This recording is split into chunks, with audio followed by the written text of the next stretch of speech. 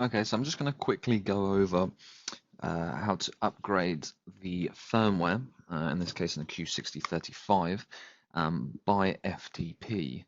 In some cases, you may want to do it this way, and this is how you do it.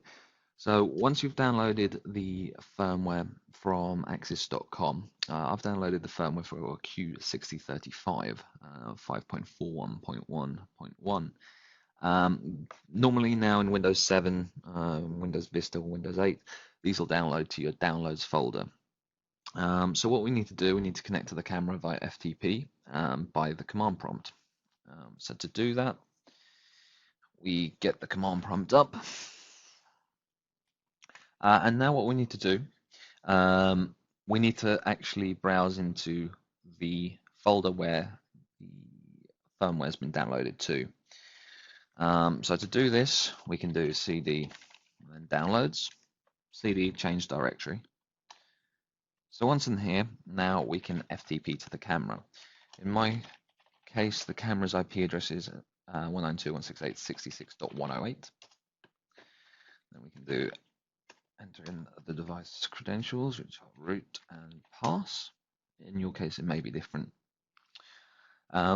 So from this point, what we can do, okay, we want to change to binary transfer mode. To do that, we type in bin. Once we've done that, we type in hash. So this will allow you to see how the upgrade is progresses. So if we just type in hash. So once we've done that, now what we can do is do a put command, and then we enter in the name of the file that we've downloaded. So it's Q6035 underscore 5 underscore 41 underscore 1 underscore 1 dot bin. Please remember the dot bin, otherwise it won't work. Do a space after that, and then we can do flash underscore all. Once we've done that, press enter, and you can see progress happening here. So this is why you do the hash command. So basically you can see what's going on and how it's progressing. If the firmware were to fail, then you would at least see an error here if it were to fail. So what I'll do, I'll just pause the video while this upgrades. And